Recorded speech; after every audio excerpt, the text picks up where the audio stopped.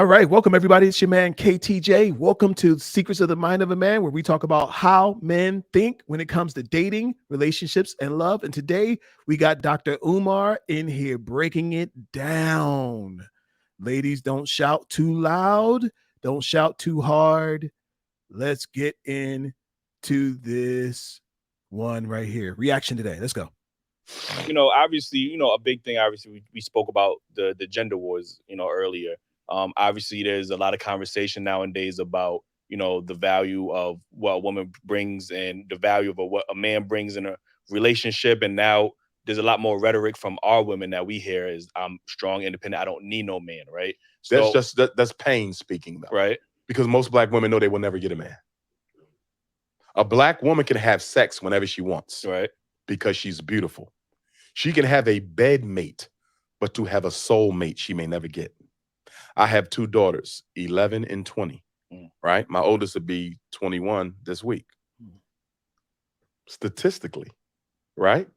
There's a strong chance my daughter could be one of those. I hope she's not. She could be one of those who never get a husband because only 1 out of 4 gets a husband. You see that? So when a black woman says, I don't need a man, that is a reaction to the reality that I may not get a man.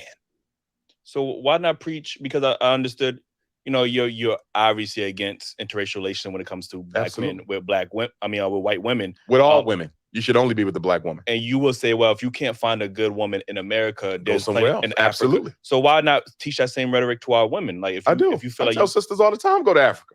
So I know sisters who marry. I just spoke with her sister. She invited me to the wedding. She just married a brother from the continent. So, but instead of saying they will never get married, I'll take sisters to Africa who married brothers they met in Africa. Right. So yeah, I think there's plenty. I think there's obviously plenty of black men, yes, black women. So and what I also tell black women, if married, you're going to go get you an African man from the continent, right, you're going to have to understand that the way in which you talk to black men in America will not be tolerated over there. Why the fuck is it tolerated? It's not tolerated here. That's what we're trying to tell them.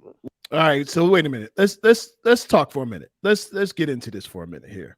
So look, what I want to say is some of what Dr. Umar has to say, it has value, right?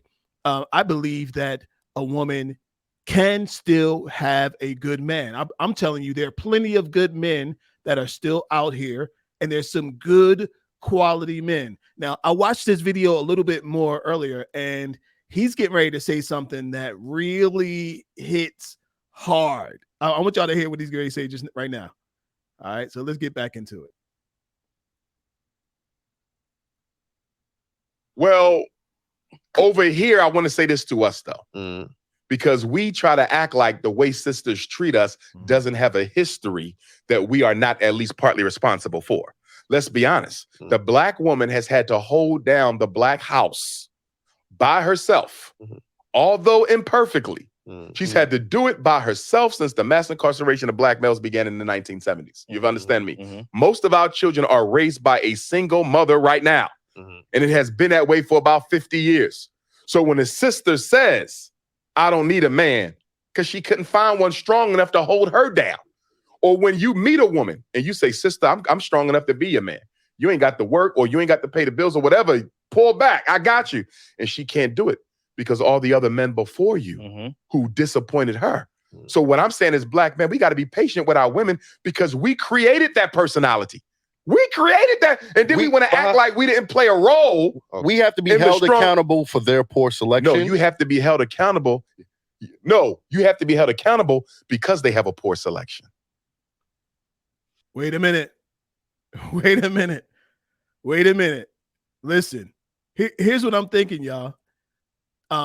Now, we are really quick. We in the men's communities are really quick to say, well, they just need to choose better. They keep choosing Pookie. They keep choosing Ray Ray, right? But what Dr. Umar is saying is, why is there a Pookie? Why is there a Ray Ray? Right? Now, this is when I created this title with this Dr. Umar exposes the failures of men. Look, I'm in it too. Men, we have to admit, if you have ever missed, if you did not grow up in the household of the child that you created, you are part of this.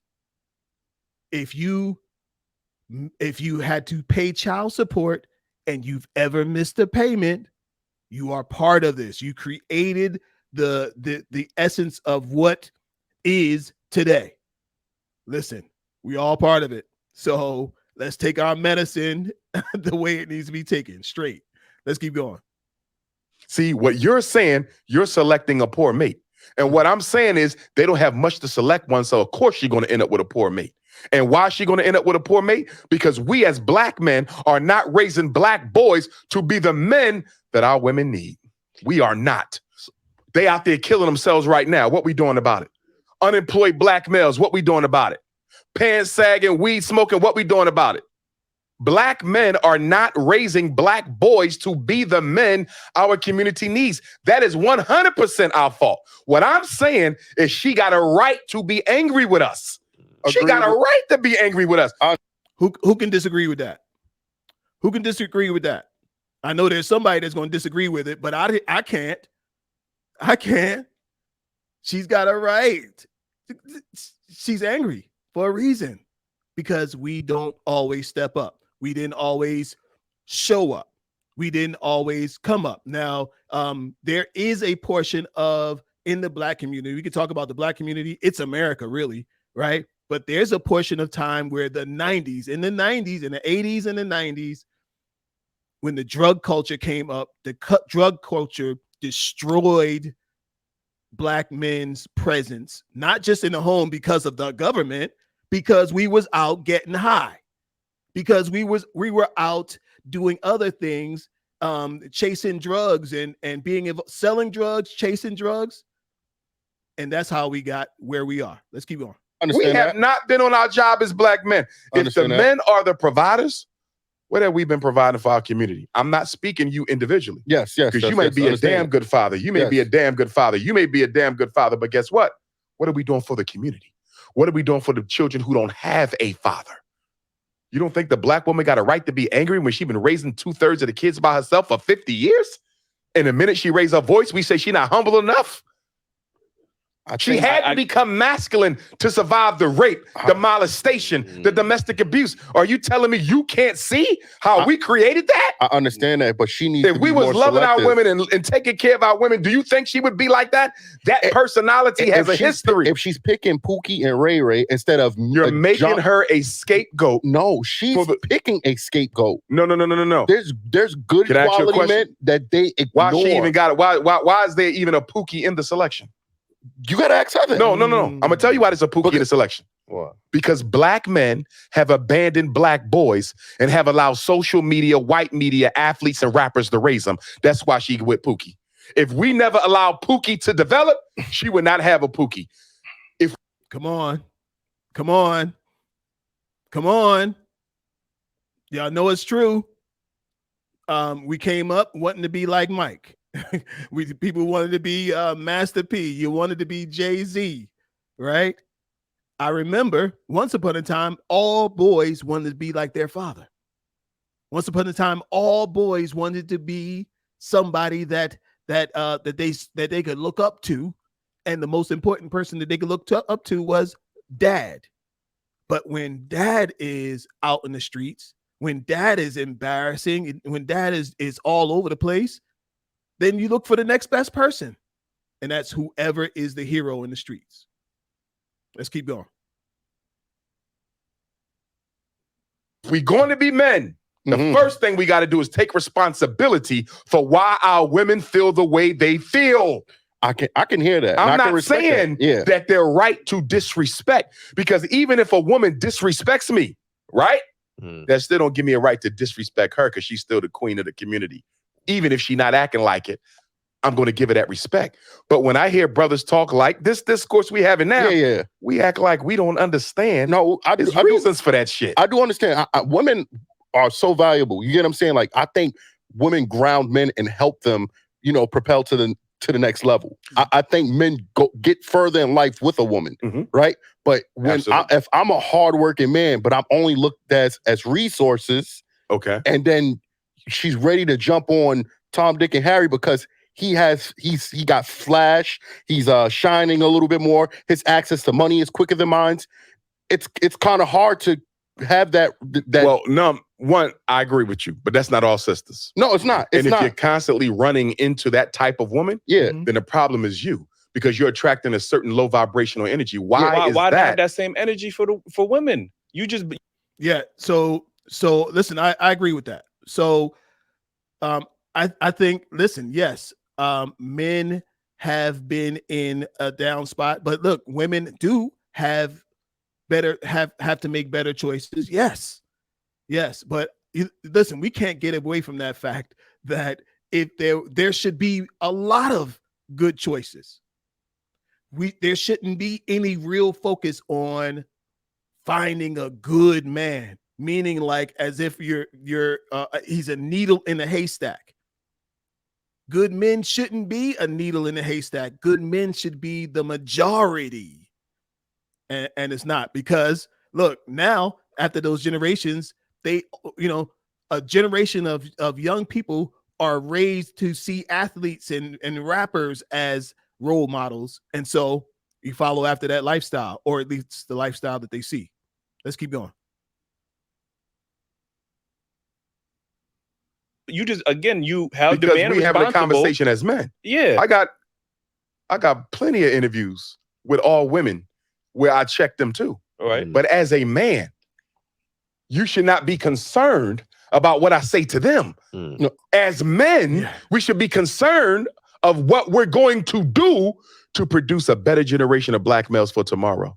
That's the only, that is where we should be focusing. Women bring the choice of life, right? We understand that, right? I can't have a child unless a woman agrees. And she can't carry one if you didn't put it in her. Listen, you're not gonna get Dr. Umar. He came ready, y'all. Dr. Umar came ready today, and he came ready for all the smoke. let me pull back a little bit on that. It's a better generation of black males for tomorrow. That's the only, that is where we should be focusing. Women bring the choice of life, right? We understand that, right? Yeah. I can't have a child unless a woman agrees. And she can't carry one if you didn't put it in her. I agree with that 100%. So look, this is one of the issues we got, y'all. One of the issues we have is we so quickly shift the blame.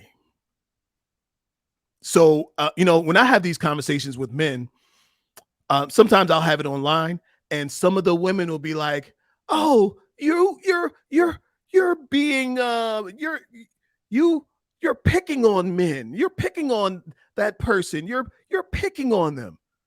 You're bullying," right? So what women don't often understand is that when men have conversations, men talk differently to other men than men talk to women. When I'm coaching men, I'm saying, listen, I don't want to hear that.